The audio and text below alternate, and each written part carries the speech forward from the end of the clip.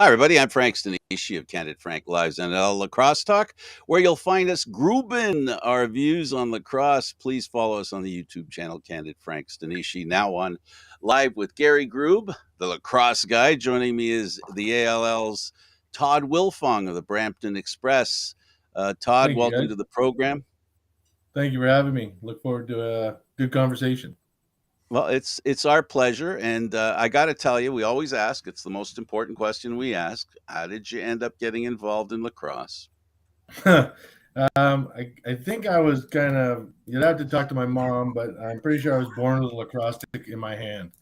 Mm-hmm. Um, my dad, Dave, my uncle Bram, my brother Jeff, my cousin Andrew have all played the game. My dad and uncle have gone on to bigger and better things with their careers, being into the Brampton Hall of Fame, Ontario Canadian Lacrosse Hall of Fames.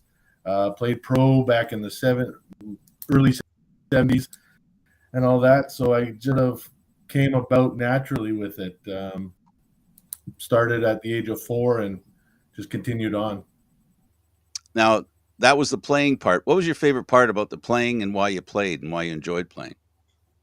I think the two aspects. It was a good time to hang out with my buddies outside of school and things like that. But then the competitiveness, watching my dad when he coached, being at the rink, watching the players, seeing what they can do with their sticks, and then going to my practices and stuff like that, and trying to emulate certain players that were out on the floor and things like that. But it was a lot of the fun and just being with friends when it first started, and then the competitiveness and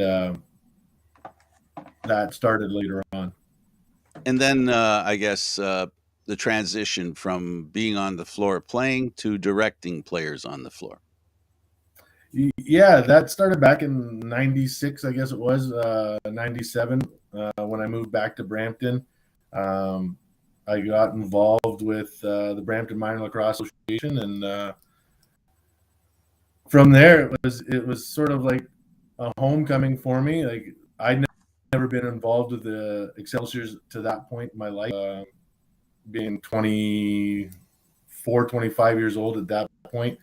But I'd always seen the pride the Excelsiors have, and wearing that burgundy and the BE logo with my uncle and my dad and things like that, I just got back involved and started with coaching with Doug Willens and Jeff Bowman and Red Jules, guys that have been around Brampton Minor Lacrosse for a long time. And they sort of got that bug back in me, and I stuck through it, and I've stayed with it to now.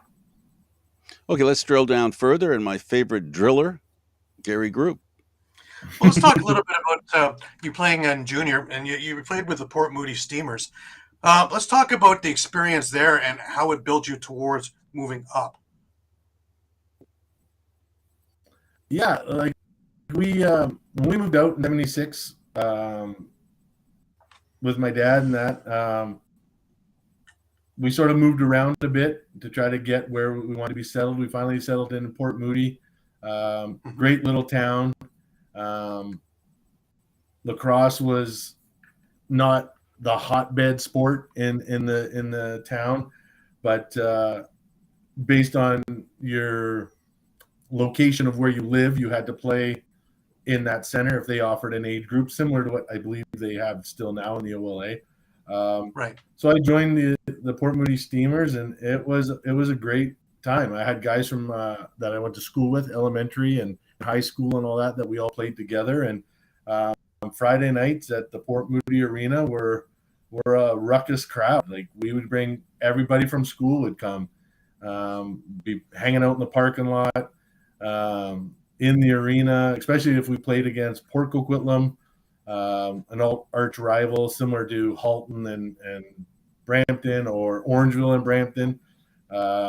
You knew people from other schools, and they'd be on the lacrosse team. So it just brought out a lot of people, a lot of fun, and it was a great time being able to play with some friends. And there was a few years that we weren't very good, and I remember one time we had a kid that played and he was brand new, and had never scored. We were about 3/4 way through the season.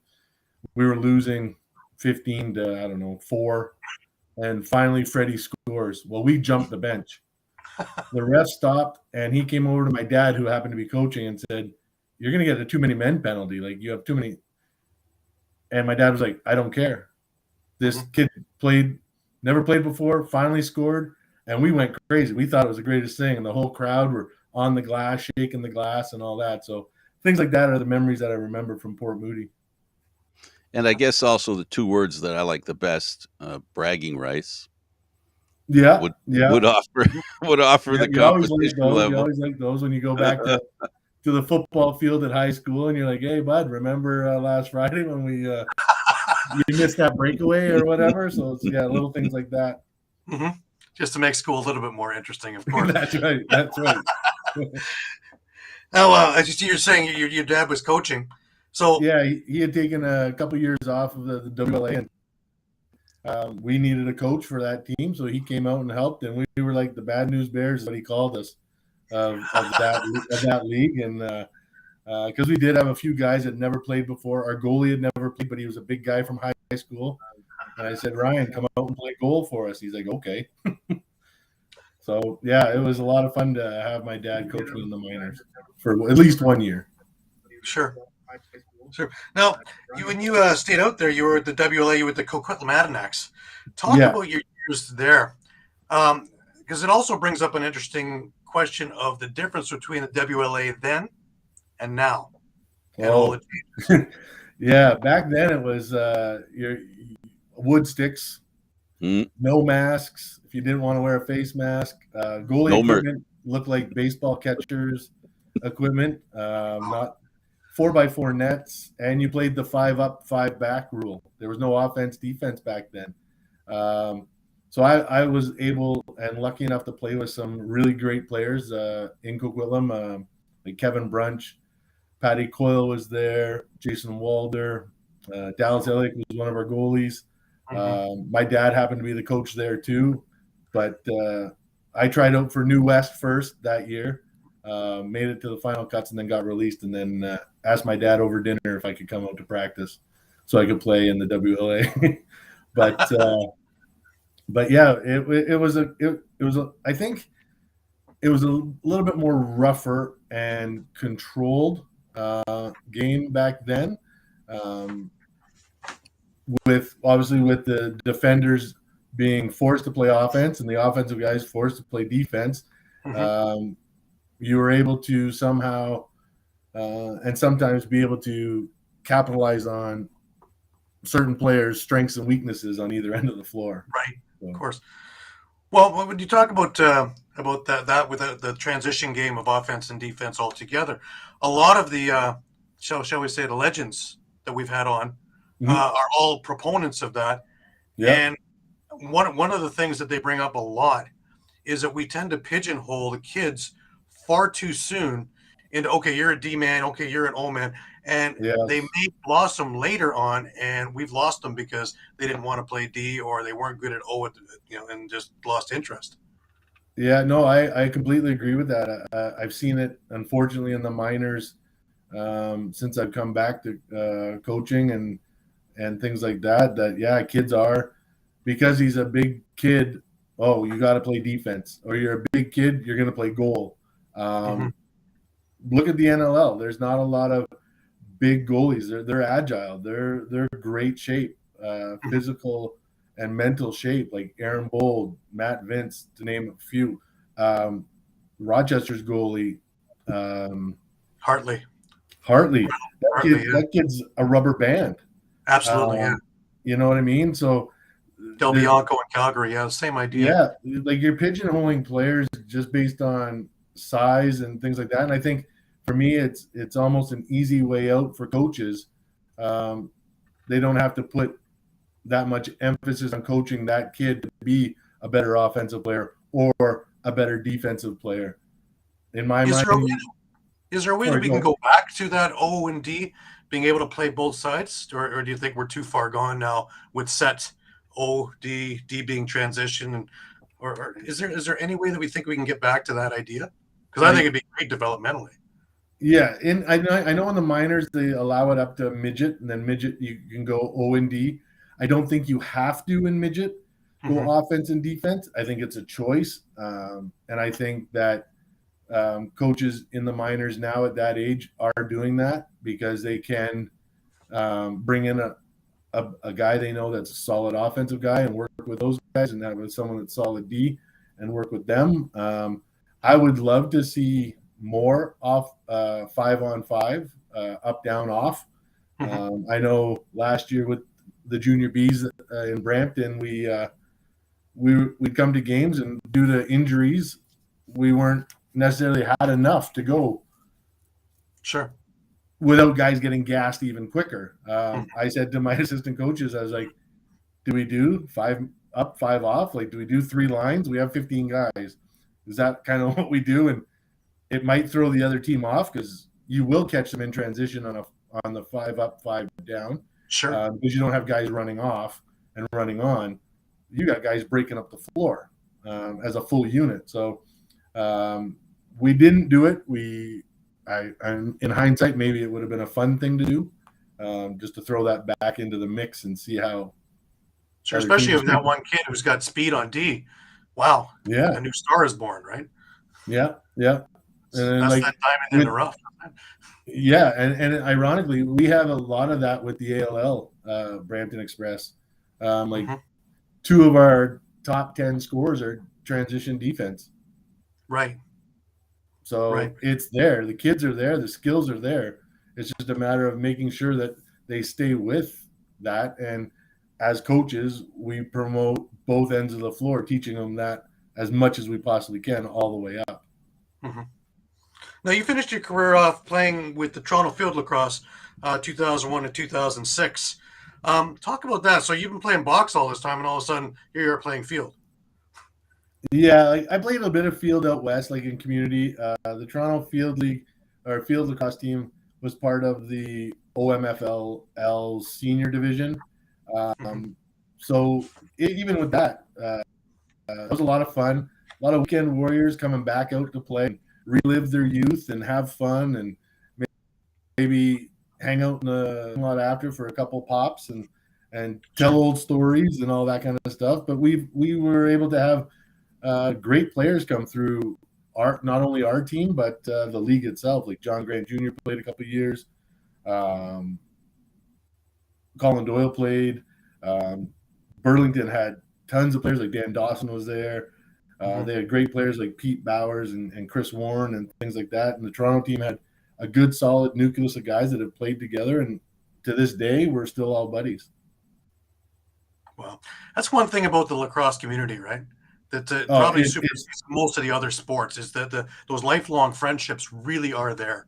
Yeah, and I think nowadays with the programs like Hardcore, No Limits, Evolve, Edge, these kids from all other centers are coming together to play, travel down to the States for tournaments and all that. Then they go to their home centers to play field lacrosse or box, and those friendships you've made in those other leagues, you bring back and you continue on with them. I ran into some kids that I coached back in 2001, 2 weeks ago at an ALL game, and I'm like, they're grown up, they're married, they have kids, and all that, and they still call me coach and all that, which is kind of a cool thing. You still have that sort of impact and friendship that will last, like you said, it'll last a lifetime. And it's not just a small community. Yeah, it's not just friendships; it's also understanding and learning the game.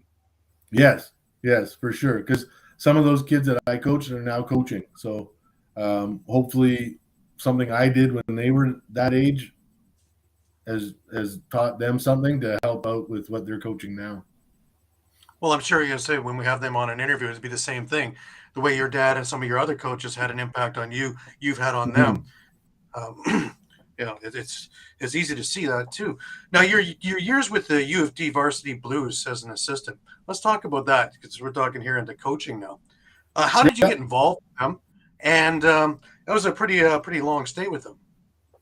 Yeah, and I didn't come out with a degree. Well, I think one of the only people who went there for 7 years. Degree is a degree, isn't it? Yes. No, I reached out to general manager Wayne Copeland and head coach Wayne Copeland at the time from the Beaches, and just said, if there's an opportunity, I'd love that chance to come meet with you and talk with you and see how things go. And we met, we hit it off, and I was there, 6-7 years. So it was a good time. I had moved down to the city as well with work and that, so made things easier for commuting to practice. But there was times that we had more staff on the sidelines than we did players, just due to U of T is such a big campus. You have Scarborough, you have Mississauga, and then you have Central Toronto. There is those shuttle buses, but it's not like Brock or Guelph or Mac or anything like that, where there's central and there's a community within itself. Like Toronto was 3 big campuses. So yeah, I was lucky. I was beside that building because I was in music in Edward Johnson building, so it was it was right there. But if you're any of the other buildings, Orange, it's a nightmare to get downtown, especially for practices. And also, U of T was, although their football team wasn't great, they were still football. And to try and get out of that 72 games of losing streak, and then they finally beat York, and it was like there was going to be a parade downtown Toronto. You're after my time. I used to do the play-by-play all the U of T games. Back then, OUAA, and we didn't do any lacrosse games. That was in the 80s and early 90s, late 70s, 80s, and early 90s. And I also did the Beaches lacrosse. I was a play-by-play guy in the 80s, so we had a chance to get to know them. So the next time you see Paul St. John. Here we go. Ask him about his days playing in the Beaches and the little catwalk that Frank used to do the play-by-play from. Oh, okay. I'll see Paul Sunday. So yeah. They were talking about how they were trying to peg off the announcers, and Frank was a 40-year-old apology game. That's right. Yeah, no kidding. The reason I was interjecting there, as far as U of T is concerned, another thing was with U of T, they had a lot of different sports, and school wasn't. They only did field. They didn't do box, right? Right. Yeah, and the men's program was a club sport, where the women's was varsity. So anything that the men's club did, we sort of had to raise money, get some sponsors. The gentleman who took over for Wayne after Wayne left was Joe Nizich out of Mimico, and he did a great job. He continued that program once his 2 boys had gone through it, stayed with it, and developed it, and recruited. And now I went to a game last fall at Laurier when U of T was there, because some of the players that I coached are now coaching the U of T team. And so I wanted to go down, say hi, and see them and all that. And the recruitment and the program itself is grown huge, which is awesome to see. Well, I think everything now with lacrosse ways, especially since it's on mainstream TV, finally everything right from the junior ranks on upward is finally getting, shall we say, the due that it deserves for years. Yeah, I couldn't agree more. I think having it on mainstream TV and or online streamed and all that, it just gives people opportunity to see it. And I've heard it from numerous players, coaches, and that you go to one NLL game, you're going to be hooked. It doesn't matter. It's just the atmosphere, and whether you're in Albany or you're Colorado or Saskatchewan, where it's 15,000 plus and it's screaming the loud house and all that, it's an experience. Buffalo, I think, is probably, for me, because I haven't gone out west to a game, is probably one of the best atmospheres to see a game. Yeah, I think one of the loudest places I ever were was in Saskatchewan. And man, the rush would be amazing to watch. 3 days afterwards, my ears were still ringing. It was just incredible in there. Yeah. Just the whole day, everybody is wearing, Rush colors. You even land in the airport, and there's a Rush bear there on the bottom of the escalator. Big wall. It's just all about, just like the Rough Riders over in Regina, the same idea. but Yes. they've taken that and grabbed it and run with it, and they've done it with their junior programs as well. They built them from Yes. nothing to a pretty substantial program now. Yeah. Yeah. They had a team at the Founders this last summer, and they were competitive in games. Some games they didn't do as well, but other games are right there. Right. A few little things here and there, but that's what happens when you're trying to build that program up. You just, it's not going to happen overnight. Sure, It the growing takes pains of time, it. but you have the people there that want to grow the game that will make it a successful program. Well, that's where I important think. Sorry, Frank, go ahead. That's okay. I was just going to say, how important is the World Under 18 in the progress and growth of the game? For box, Yeah. Yeah.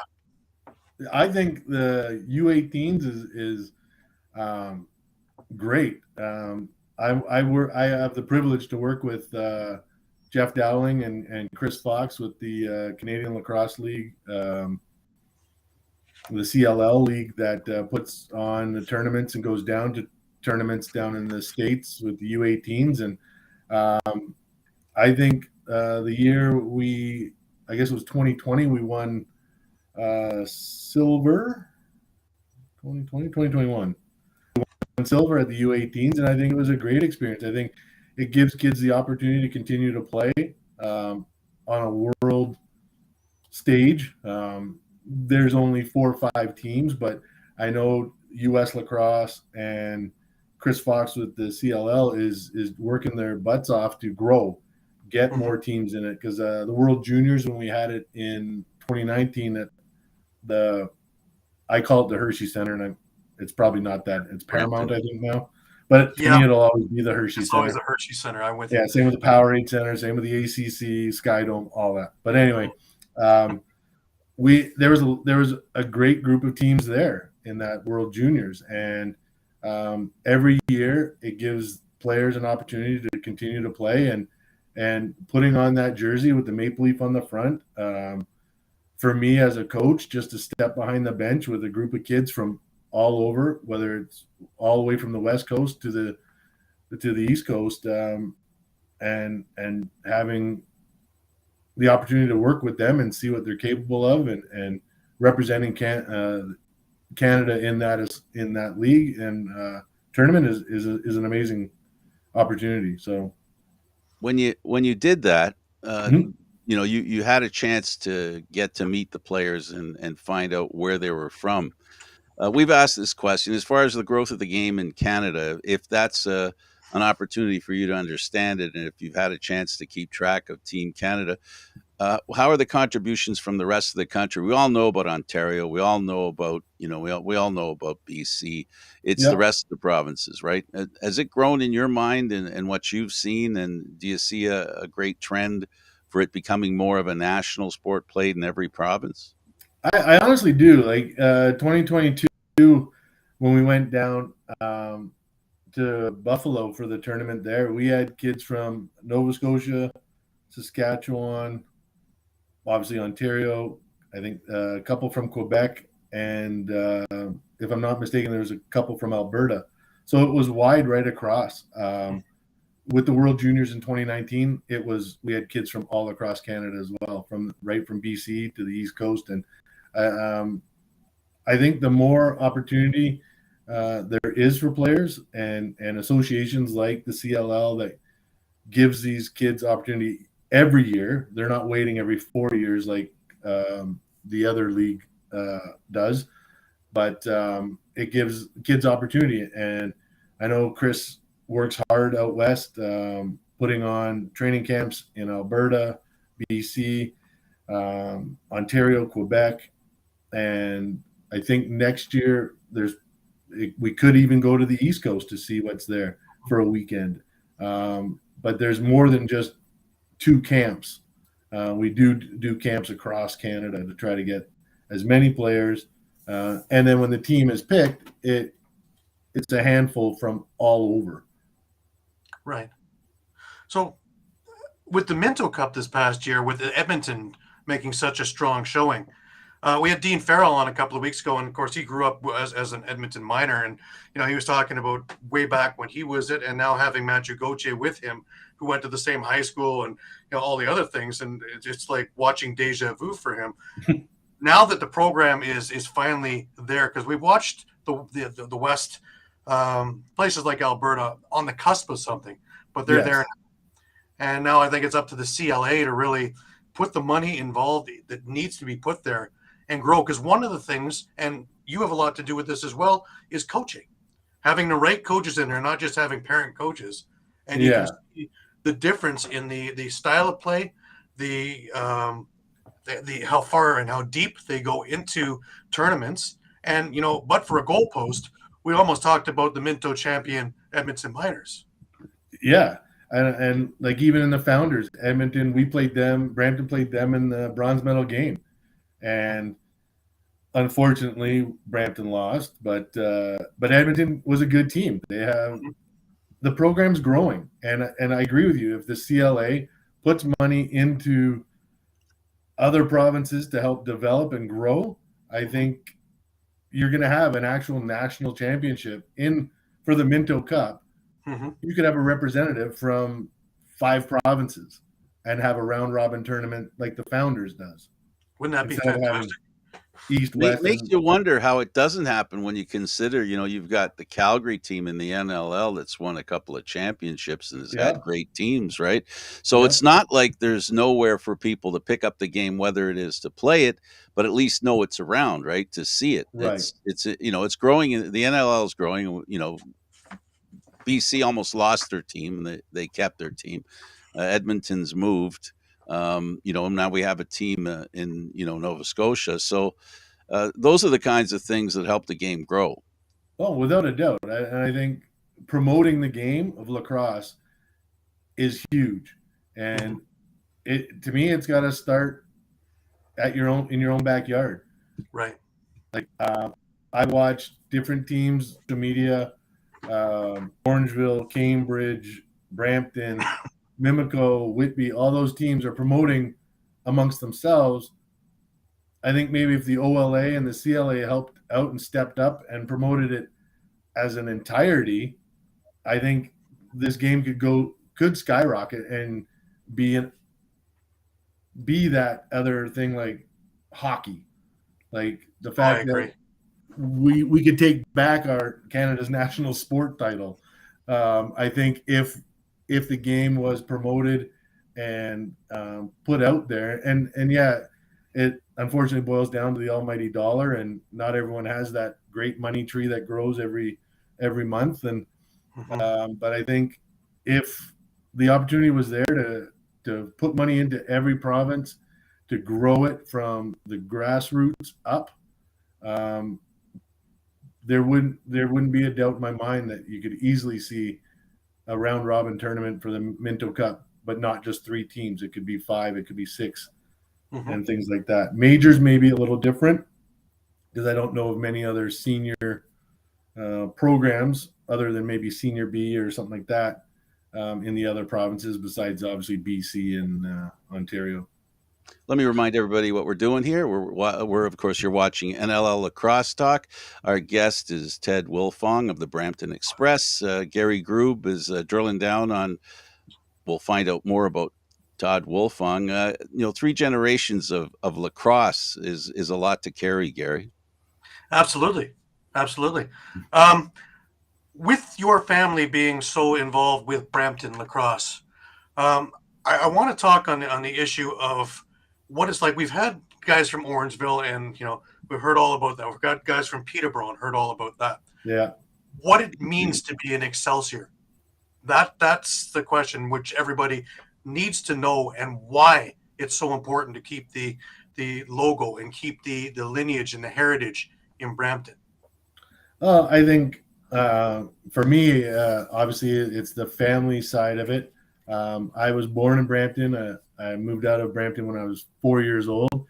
I didn't come back till I was 24, 25 years old. But my dad and uncle played their minors and their junior and some majors and Senior B and things like that There's great lacrosse players that have come out of Brampton, and I think that it's just when you put that BE logo on, whether it's for me as a coach wearing a golf shirt with it, or a player putting on a warm-up shirt or a jersey, there's a lot of pride, and then the history, and for me, and I know some of the other coaches that are in Brampton lacrosse, whether it's the juniors, junior Bs, minors, and that, we're trying to reintroduce that heritage and history to the players.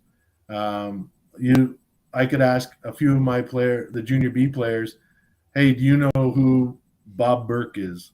Steve Mastine, Barry Richardson. They might have heard of him, but if you know Jeff Teat, they know everything about him, right? Yeah. And it's trying to teach the younger kids and the youth what it means to be an Excelsior, where the heritage comes from. Potsy Burrows, like, my gosh, 104 years old, and like, he's part of the heritage, right? He's part of the history of the game, and you can continue going back. The Bartletts, Wanlesses, there's so many, and I think just going back and finding out who they are, how they played when they played out in the bowl, not necessarily in an arena, outdoor box. Yep. Wool sweaters, trying to do that. Like, people complain Memorial Arena is hot in the summer. They're playing outside in a wool sweater back in the 60s and 50s and that, and then complain. But yeah, it's that whole history of Brampton lacrosse. It ranks right up there with New West. Like, two iconic arenas for me growing up is Memorial Arena and Queens Park Arena. Right. And it's just that family connection that I have, and the friendships that I've had over the years of guys my dad and my uncle are friends with, and they played with, that I run into at the rink now, and I can talk to and say hi and catch up, and it's like no time has passed. They ask how my dad's doing. When my uncle was alive, they'd ask how he was doing, and all that. So it's just that community, and Excelsior lacrosse to me is one of the best that there ever is. And if you can be a part of it, it's something that will stay with you forever. Now, we just lost Potsy a few weeks back, but one of my favorite things about the game, at least in the past, was Potsy would be at a lot of these games. Oh, and to sit and talk with him about yesteryear and about different things and about forming things and him being an official. It was amazing to sit there, and he's just there to talk to, as well as many other of the legends of Brampton lacrosse have been there and are accessible. Yeah, and that's the thing. They are. You see them at the rink, you can go up and say hi, and next thing you know, half an hour's gone by, and you've talked about lacrosse. Like you said, the golden eras and all that kind of stuff, the memories, and I truly believe that they appreciate being able to tell their stories as well, to the newer, younger generations. It's just an amazing thing to be a part of. Yeah, because you talk about going to Calgary or to Buffalo. To take anybody to Memorial when Mimico's in town, or to go to Mimico Arena on Friday night in the playoffs when the juniors are playing, and you don't need to go to Calgary or Buffalo, man. You've got that atmosphere right there live, and it is electric. And anybody who wants to get involved in seeing a game, to watch that, it's just incredible. Yeah, it stems back from two long-running organizations that have had rivalries for years, and it just continues to breed team after team and all that. I know years back, Orangeville and Brampton were going at it in the junior A's in the Ontario finals, and Memorial was packed. Tony Rose was packed. Like, it was a complete electric atmosphere that if you had never seen the game before and you came and watched, you saw everything. You saw good defense, you saw hitting, you saw goal scoring. The odd fight between Rory Smith and Andrew Suter might have happened. but yeah, it's things like that it's even as a fan sitting there watching, you get the goosebumps. Even I would think even back to 2017 in that Minto, or Mm-hmm. going into that Minto with, having Mimico and Brampton fight it out for who was going to win and who was going to the Minto, Yeah, and the craziness that went on in both arenas was yeah, just absolutely insane. And the yeah, lacrosse that we got to watch, because again, we're watching Orleman, we're watching Hutchcraft in nets, yes, we're watching yeah, Teat and Peterson, doing what they do best for Brampton. We're watching, I believe it was Thompson and Q and those guys for Mimico. So all these guys that we're watching now at the NLL were there, yeah, and the top lacrosse in junior, yeah, and that's a testament to both all the programs really in yes, junior, yeah, and again the coaching as well. So it's kudos to the coaches for being able to um, put in that effort and bring up that level of lacrosse, that it's something that needs to be seen and shown. And now with Mark Grimes there, he's talking about the game of the week, and that would be fantastic to actually have that on that stage. yeah. And I think that would be key is having non-professional lacrosse, having that game of the week where you have junior A, junior B, and major games broadcasted, streamed, and easily accessible for fans to sit and watch. Because there's times that you might not be able to get out to a game, but you really want to go watch Whitby play Peterborough, or you want to see Brampton play Orangeville, or Six Nations come to town, and whatever the case may be. And I think that just like I said, getting it out there, promoting it, getting it on Mm-hmm. easily accessible for fans to watch, I think it would be great. One thing the pandemic proved is that there were a lot of players, up and coming players, playing in tournaments and getting that kind of attention because none of the pro leagues were going. Right. Exactly. So we know it can work. We know the entertainment value, right? Yeah. No. Exactly. It's there, and it's just got to be promoted and put out there for people to see. Now I want to change gears a bit. You Yeah. brought up briefly the Arena Lacrosse League. Now Yeah. I've had an affiliation too with them, being a media guy for them, and I absolutely love the idea of this league. And now that they're in the West as well as the East, I love it even more because guys can keep sticks in their hands year round. They don't have Yes. to hang it up if they don't make their team, and their NLL teams can even use it as an AHL kind of thing. And if somebody goes down, there's somebody ready and game shape to come back in and step in. And it's happened many, many times. Um, Talk to me a bit about the Brampton Express. You and Jeff had a lot to do with the choosing of the name. Um, let's Yeah. go back to that, and then we'll build up from there. Well, I got an email from Jeff, and they were like, they need to come up with a name and see what's there. And so I was like, well, I don't know. Like Brampton is known as the flower town, and I'm like, well, I don't know if I'm going to be called the tulips or the marigolds or whatever, and have some dancing flower. Brampton Buds. Yeah, yeah. That's a whole nother meeting nowadays, I think. Back in the parking lot. Yeah. So, but yeah, we basically just I went through and Googled different historical things about Brampton, and noticed that the railroad was a big thing in Brampton way back. And I looked online and I saw a couple different train logo kind of things, and so I sent it to Jeff and Paul and said, here's what I think this could work, and we rolled with it, and now we're chugging down the track And as doing the quite nicely done, and doing quite well at that. Yeah, But but I do like also, not the rock track, a different track. yes, yeah. but I do like the way you were able to keep the BE in that logo. Yes, we kept the yellow for Brampton, and then Jeff will tell you it was because he's with Hamilton. That's what the yellow's for. But yeah, we tried to do that as much as we can. We try to play off of a little bit of the Yellowstone, take him to the train station kind of comments, and when we're trying to promote it on social media and things like that. Kevin Haynes and myself both had sweatshirts made up that say take him to the train station. Nice. So it's a nice play on words. The player of the game, we give out a hat, like an old kid's conductor's hat.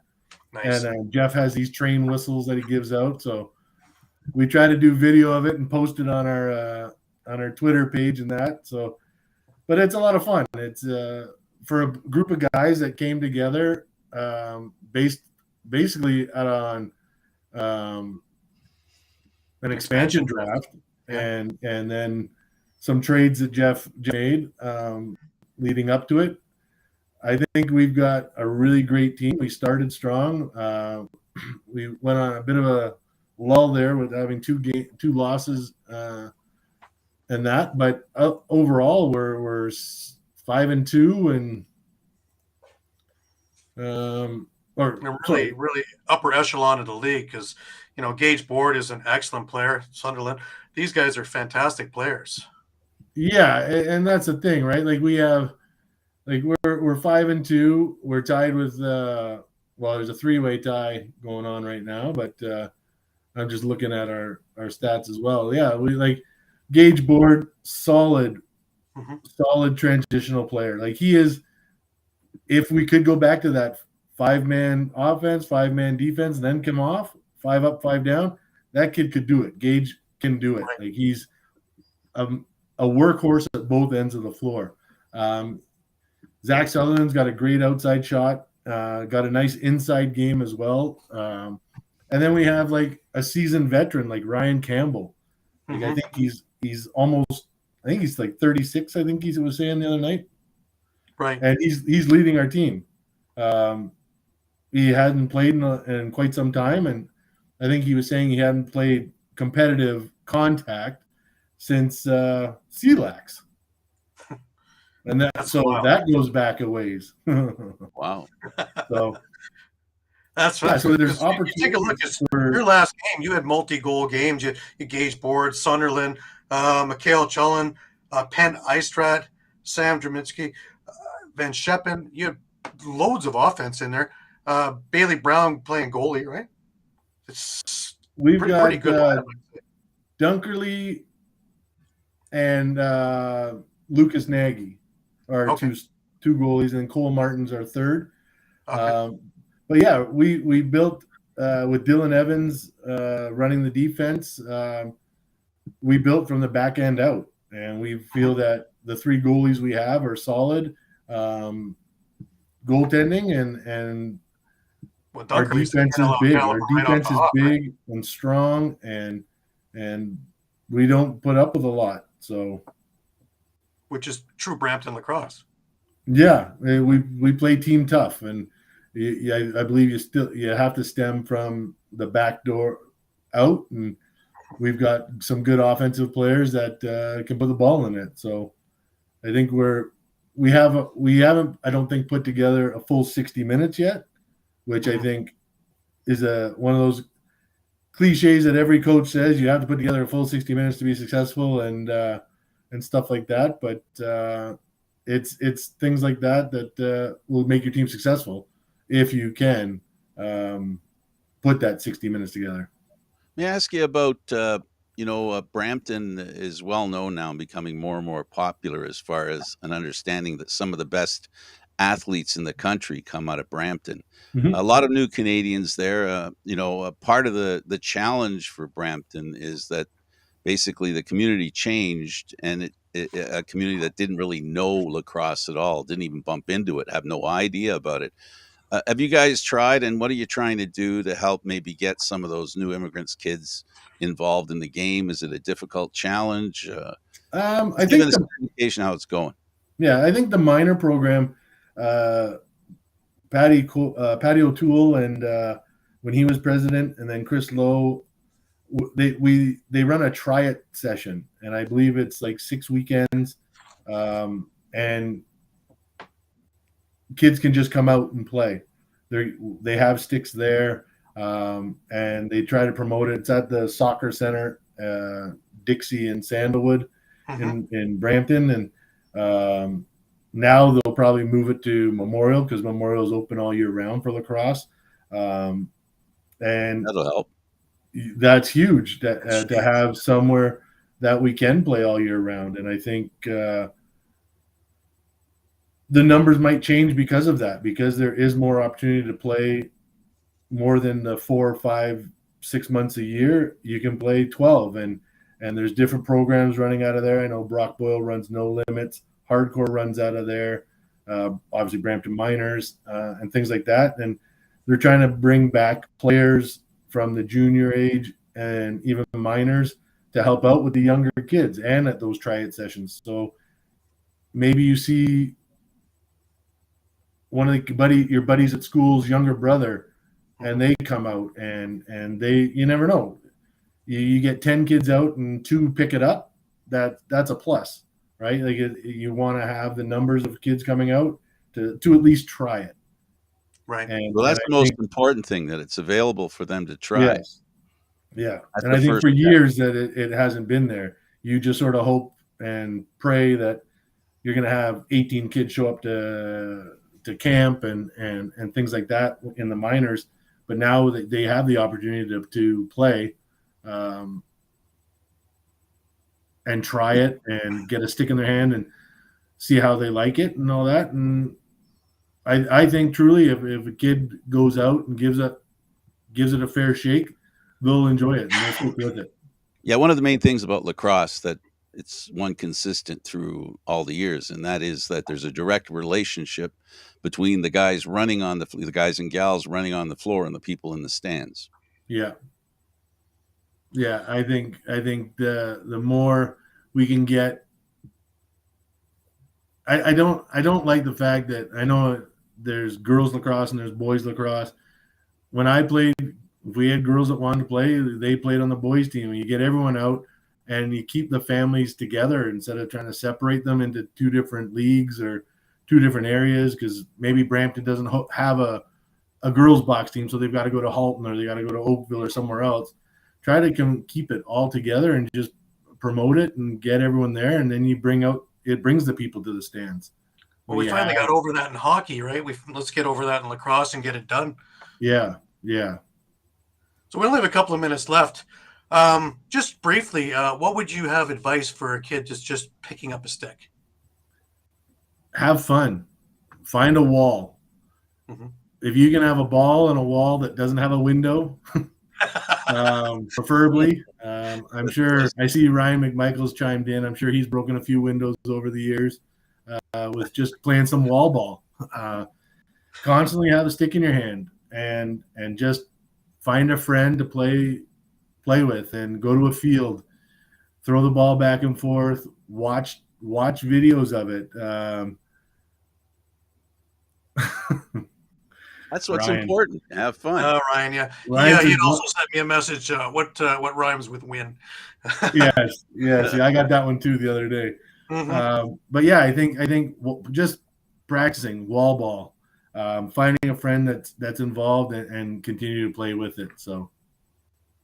Mm-hmm. Well, listen, it was a real pleasure having you do this. Oh, it was great. I'm glad we were able to finally get this figured out, and with all my technical difficulties, it wasn't you guys; it was my stuff. So. Oh, well, it is what it is, and we made it happen. We made it happen, and that's I appreciate the opportunity to be here and talk about my time with in lacrosse and with my family, and just catching up with